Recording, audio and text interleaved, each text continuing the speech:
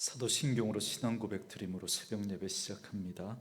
전능하사 천지를 만드신 하나님 아버지를 내가 믿사오며 그 외아들 우리 주 예수 그리스도를 믿사오니 이는 성령으로 잉태하사 동정녀 마리아에게 나시고 본디오 빌라도에게 고난을 받으사 십자가에 못 박혀 죽으시고 장사한 지 사흘 만에 죽은 자 가운데서 다시 살아나시며 하늘에 오르사 전능하신 하나님 우편에 앉아 계시다가 저리로서 산자와 죽은 자를 심판하러 오시리라. 성령을 믿사오며 거룩한 공회와 성도가 서로 교통하는 것과 죄를 사하여 주시는 것과 몸이 다시 사는 것과 영원히 사는 것을 믿사옵나이다. 아멘.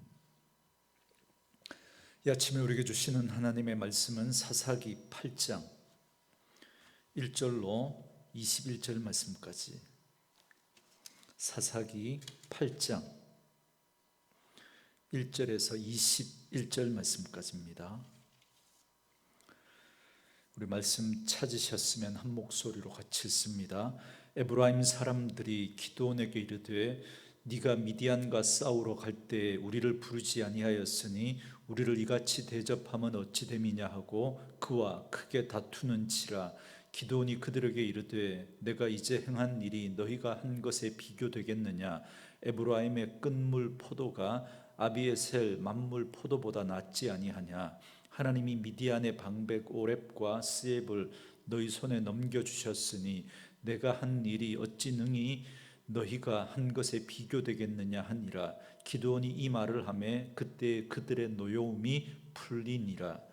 기드온과 그와 함께 한 자 300명이 요단강에 이르러 건너고 비록 피곤하나 추격하며 그가 숫곳 사람들에게 이르되 나를 따르는 백성이 피곤하니 청하건대 그들에게 떡덩이를 주라. 나는 미디안 왕들인 세바와 살문나의 뒤를 추격하고 있노라 하니 숫곳의 방백들이 이르되 세바와 살문나의 손이 지금 네 손 안에 있다는 거냐. 어찌 우리가 네 군대에게 떡을 주겠느냐 하는지라. 기드온이 이르되 그러면 여호와께서 세바와 살문나를 내 손에 넘겨주신 후에 내가 들가시와 찔레로 너희의 살을 찢으리라 하고 거기서 분우엘로 올라가서 그들에게도 그같이 구한즉 분우엘 사람들의 대답도 숫곳 사람들의 대답과 같은지라. 기드온이 또 분우엘 사람들에게 말하여 이르되 내가 평안히 돌아올 때에 이 망대를 헐리라 하니라. 이때에 세바와 살문나가 갈골에 있는데 동방 사람의 모든 군대 중에 칼든 자 12만 명이 죽었고 그 남은 15,000명 가량은 그들을 따라와서 거기에 있더라. 적군이 안심하고 있는 중에 기드온이 노바와 욕부하 동쪽 장막에 거주하는 자의 길로 올라가서 그 적진을 치니 세바와 살문나가 도망하는지라. 기드온이 그들의 뒤를 추격하여 미디안의 두 왕 세바와 살문나를 사로잡고 그 온 진영을 격파하니라. 요아스의 아들 기드온이 헤레스 비탈 전장에서 돌아오다가 숫곳 사람 중 한 소년을 잡아 그를 신문하매 그가 숫곳의 방백들과 장로들 77명을 그에게 적어준지라. 기드온이 숫곳 사람들에게 이르러 말하되 너희가 전에 나를 희롱하여 이르기를 세바와 살문나의 손이 지금 네 손 안에 있다는 거냐. 어찌 우리가 네 피곤한 사람들에게 떡을 주겠느냐 한 그 세바와 살문나를 보라 하고 그 성읍의 장로들을 붙잡아 들가시와 찔레로 숫곳 사람들을 징벌하고 분우엘 망대를 헐며 그 성읍 사람들을 죽이니라. 이에 그가 세바와 살문나에게 말하되 너희가 다볼에서 죽인 자들은 어떠한 사람들이더냐 하니 대답하되 그들이 너와 같아서 하나같이 왕자들의 모습과 같더라 하니라. 그가 이르되 그들은 내 형제들이며 내 어머니의 아들들이니라. 여호와께서 살아계심을 두고 맹세하노니 너희가 만일 그들을 살렸더라면 나도 너희를 죽이지 아니하였으리라 하고 그의 맏아들 여델에게 이르되 일어나 그를 죽이라 하였으나 그 소년이 그 칼을 빼지 못하였으니 이는 아직 어려서 두려워함이었더라. 세바와 살문나가 이르되 네가 일어나 우리를 치라. 사람이 어떡하면 그의 힘도 그러하니라 하니 기드온이 일어나 세바와 살문나를 죽이고 그들의 낙타목에 있던 초승달 장식들을 떼어 가지니라. 아멘. 오늘은 함께 읽으신 사사기 8장 1절에서 21절 말씀을 중심으로 짙게 드리워지는 그늘이라는 제목의 말씀으로 잠시 은혜를 나누겠습니다. 지금 우리는 사사 가운데 삼손과 더불어 가장 유명한 사사라고 할 수 있는 기드온에 대해서 살펴가고 있습니다. 누구나 마찬가지겠지만 사람에 대한 평가는 긍정적인 면과 부정적인 면이 함께 공존합니다.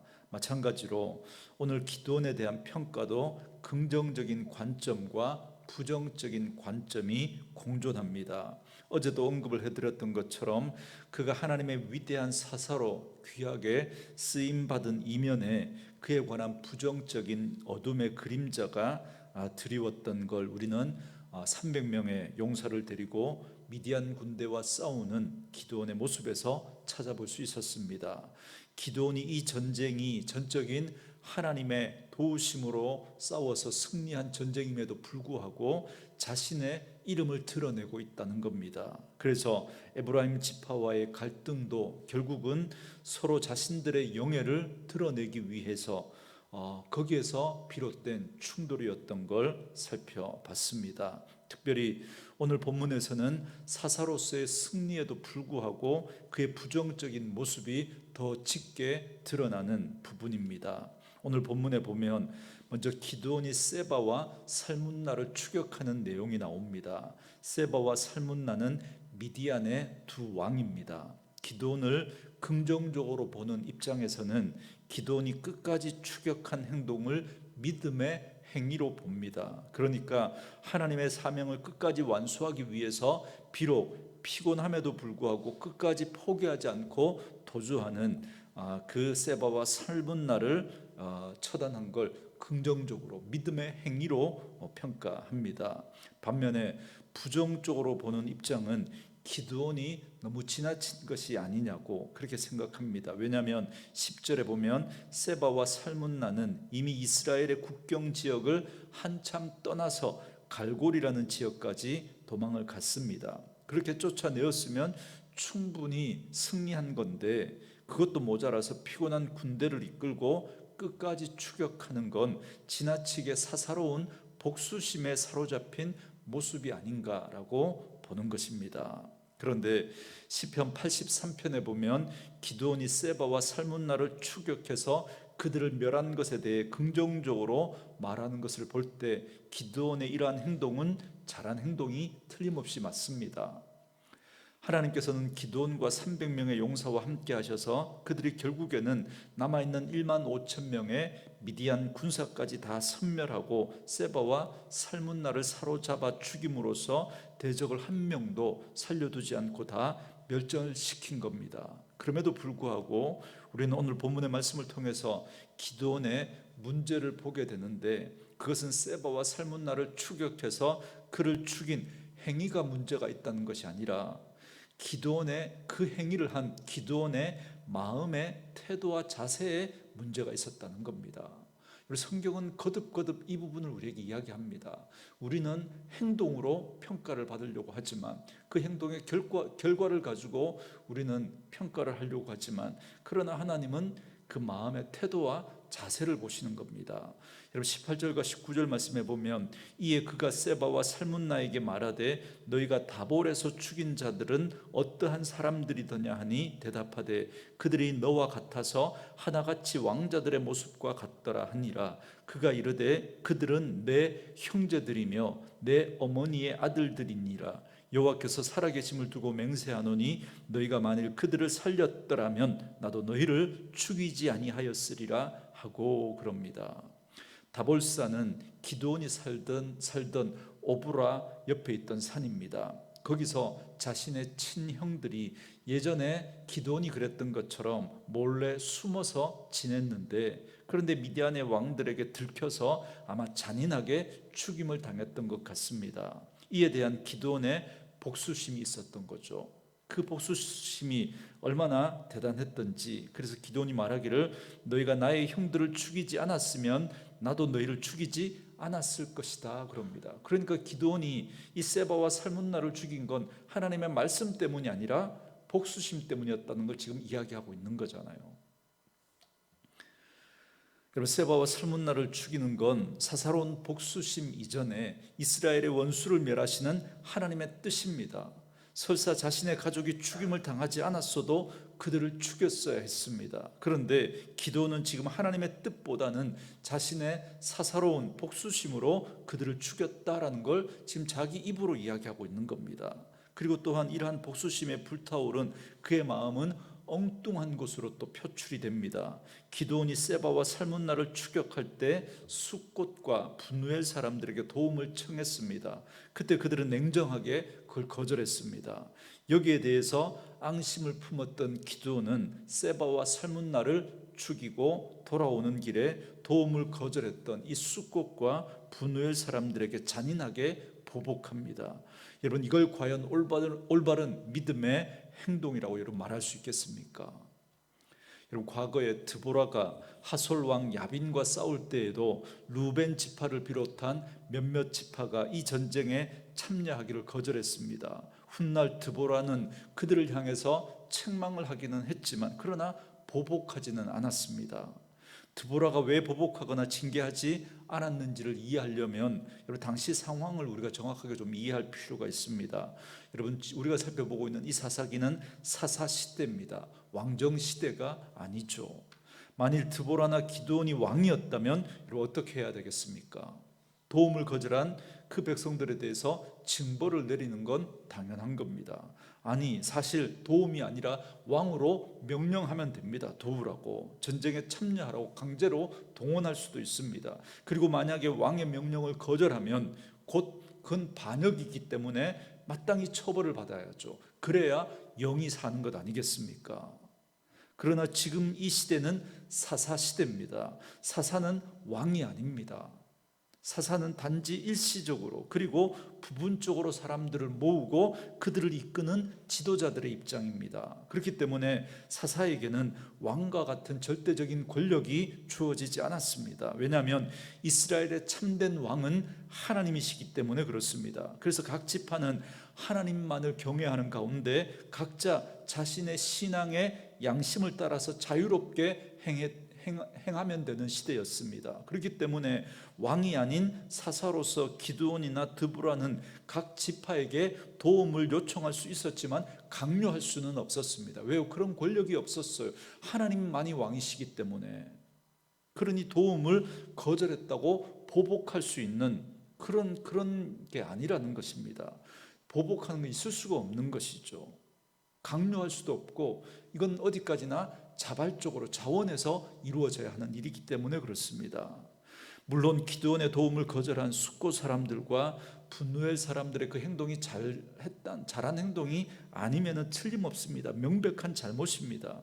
그들은 심지어 기드온을 비웃고 조롱까지 했습니다. 6절에 보면 숫곳의 방백들이 이르되 세바와 살문나의 손이 지금 네 손 안에 있다는 거냐? 어찌 우리가 네 군대에게 떡을 주겠느냐 하는지라 그럽니다.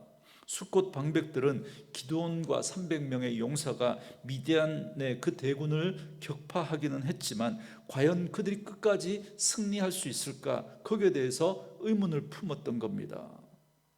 자신들은 절대 그렇게 할 수 없다고 생각했던 거죠. 지금까지 미디안의 그 압제를 경험하면서 그들이 고통을 당했는데 괜히 도와줬다가 나중에 이게 빌미가 되어서 후환이 두려웠던 겁니다. 그래서 못 도와주겠다는 거죠. 설사 지는 한이 있더라도 이 일이 하나님이 하시는 일이라면 마땅히 도와주었어야 했는데 그들은 자기 살 길만 먼저 궁리를 했던 겁니다. 이것이 그 당시 시대 상황이었습니다. 하나님을 왕으로 모신 상태에서 각 지파가 자유롭게 각자의 양심과 신앙을 따라서 헌신하고 서로 섬김으로써 한 이스라엘로 연합해야 했는데 그런데 그러지 못했던 거죠. 사사기가 점점 지나면서 점점 그들은 각자 자기 소견에 옳은 대로 행하면서 뿔뿔이 제각기 흩어지는 그러한 모습으로 드러나게 되는 걸 보게 됩니다. 사실 이 점은 사사기를 이해함에 있어서 아주 핵심적인 배경이 되는 부분입니다. 그런데 오늘 본문에서는 사사로 쓰임받았던 기드온조차도 하나님께 물어보지 않습니다. 하나님과 상관없이 자신의 개인적인 판단에 따라 동족 상잔의 비극을 지금 일으키고 있는 겁니다. 그래서 15절에 보시면 기드온은 그들을 향해서 나를 희롱했다라고 하면서 분노를 표출하고 있습니다. 하나님의 뜻이 아닌 사사로운 복수심에서 이 일이 비롯되었다라는 걸 또 한 번 분명하게 보여주고 있습니다. 20절에 보면 기드온이 세바와 살문나를 죽일 때에도 마찬가지입니다. 기드온은 자기 아들 장자인 여대를 시켜서 죽이게 했습니다. 결국 죽이지는 못했죠. 죽이려면 종들을 시키든지 아니면 직접 자기가 죽이든지 하면 되는데 왜 하필 자기 아들에게 죽이라고 시켰을까요? 결국은 죽이지도 못했는데. 그냥 별 의미 없이 읽으면 그냥 넘어갈 수 있겠지만 여기에는 분명한 이유가 있습니다. 그래서 굳이 성경은 이 부분을 기록해 두고 있는 겁니다. 여러분, 그 이유가 뭐냐면 기드온이 지금 하고 있는 이 행동은 그 당시 근동 지역의 왕들이 가지고 있었던 공통적인 특징을 지금 그대로 기드온이 취하고 있는 겁니다. 그 당시 왕들은 전쟁에서 승리했을 때 그 적장을 죽이는 것, 적장의 목을 베는 것, 여러분 얼마나 큰 공로겠습니까? 축구로 이야기하면 골을 넣는 것과 같은 거죠. 그래서 그 아들들에게 중요한 일을 맡겨서 혁혁한 공을 세우도록 함으로써 아들의 영예를 높이고 권위를 실어주게 합니다. 그래서 나중에 그의 아들에게 왕위를 세습할 수 있도록 하는 그런 발판을 만들어주기 위한 행동이 바로 그 전쟁에서 승리하고 적장의 목을 그 아들에게 베게 했던 겁니다. 그렇기 때문에 기드온의 이 행동도 아마 그런 의미에서 그런 성격을 띠고 있었던 것처럼 보입니다. 그래서 세바와 살문나를 죽일 수 있는 큰 공로를 자기 아들에게 지금 양보하고 있는 겁니다. 그런데 이 장자 여델은 아직 어려서 결국 기드온이 그들을 죽이는 것으로 오늘 말씀은 끝이 납니다. 이처럼 오늘 말씀을 통해서 우리는 기드온의 이 믿음의 용맹스러운 모습 뒤에 이런 부정적인 모습이 있었다는 걸 보게 됩니다. 우리는 이러한 기드온의 모습을 통해서 우리 인간의 연약함과 죄성에 대해서 다시 한번 생각하게 됩니다. 인간의 본성은 타락했기 때문에 밝은 부분이 있는가 하면 반드시 어두운 부분이 있습니다.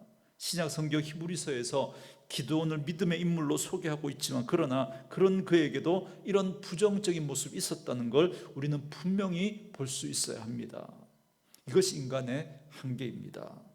하나님의 마음에 합한 사람인 다윗조차도 밝은 부분이 있었지만 어두운 부분이 있지 않았습니까? 이처럼 인간은 어떤 위대하고 뛰어난 사람들을 막론하고 다 그 사람에게도 연약함과 부족함, 허물이 있습니다. 그렇기 때문에 사람은 결코 신뢰하거나 믿음의 대상이 될 수 없는 것입니다. 여러분 잊지 마셔야 됩니다. 간혹 자신을 믿을 만한 사람이다라고 그렇게 자기를 내세우는 사람들이 있습니다. 대표적인 사람들이 정치인들이라고 할 수 있겠습니다. 정치인들도 그렇고 또 목사들 가운데도 그런 분들이 꽤나 많이 있습니다. 여러분 이건 교만이고 스스로 자기를 속이는 기만입니다. 여러분 절대 사람을 믿으면 안 됩니다. 여러분 우리도 우리 자신을 믿을 수 없지 않습니까? 그렇기 때문에 사람의 말은 여러분 절대 믿으시면 안 됩니다. 여러분 좋은 말은 누구나 할 수 있습니다. 누구나. 다만 그 사람이 어떤 삶을 살았는지 그리고 지금 어떤 삶을 살아가고 있는지 그 사람의 삶을 보고 그 정도까지만 인정하시면 됩니다. 우리는 하나님 앞에 늘 연약한 존재임을 결코 잊어서는 안 됩니다. 그리고 우리가 오직 신뢰할 분은 하나님 한 분밖에 없다는 사실을 꼭 기억하십시오. 이 사실을 우리가 반드시 기억할 때 우리는 비로소 온전한 그리스도의 몸인 교회를 세울 수 있습니다. 우리는 오직 하나님을 믿는 믿음과 사랑 안에서 우리가 모두가 다 연약한 존재라는 걸 인정하고 그렇게 바라봐 주셔야 됩니다. 그런데 우리는 우리에 대해서는 한없이 관대한데 다른 사람들에 대해서는 관대하지 못한 그런 우리들 모습 때문에 충돌하는 거죠. 우리의 연약함을 보고 다른 사람에 있는 그 연약함도 인정해 줄 알고 그리고 서로 이해하고 감사주고 용서하고 용납하고 또 용서받음으로써 주의 몸된 교회를 아름답게 세워가게 되는 것입니다. 그러므로 사람을 신뢰하지 마시고 자기를 내세우지 마시고 오직 하나님만 신뢰하는 참된 믿음으로 하나님이 진정 내 삶의 왕으로 모시고 살아가는 그런 저와 여러분들의 삶이 되어줄 수 있기를 주님의 이름으로 축원합니다. 오늘 주신 말씀 묵상하면서 이 찬양 함께 들으시고 또 기도하는 시간 갖겠습니다.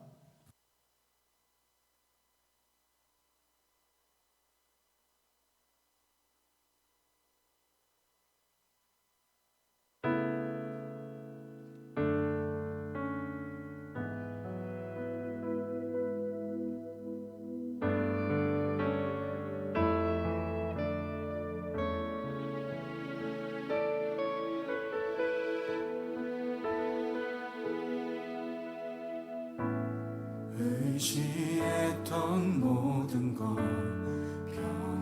변해가고 억울한 마음은 커져가네. 부끄러움 없이 살고 싶은 마음 주님 아시네.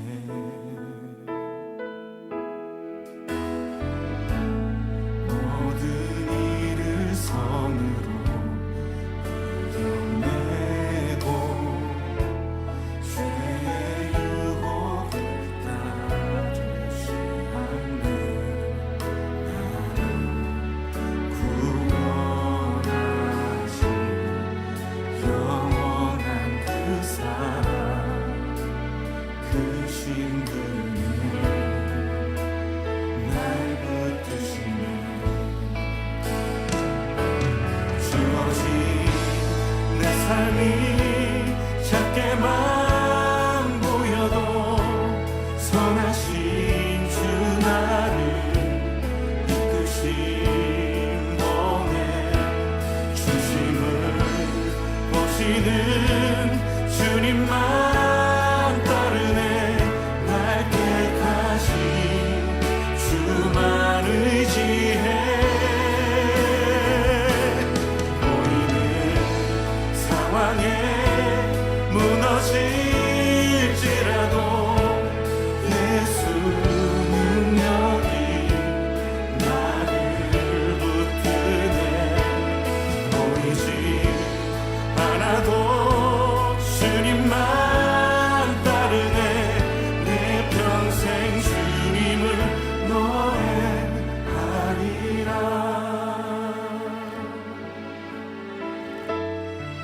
모든 일을 선으로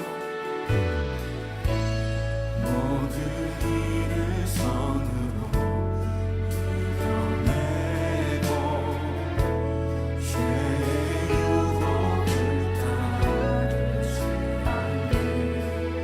나를 구원하신 영원한 그 사랑 그 신들에 날 붙드시네.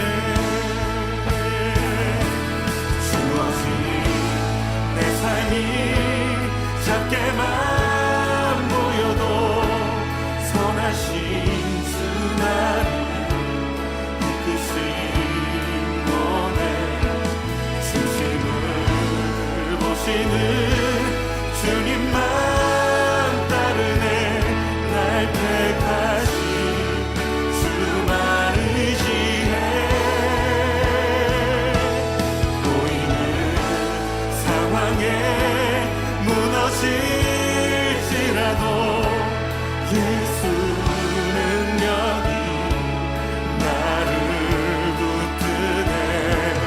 보이지 않아도 주님만 따르네. 내 평생 주님을 노래. 우리 다시 한번 고백합시다. 주어진 내 삶이 작게만 보여도 선하신 주 나를 이끄신 몸에 중심을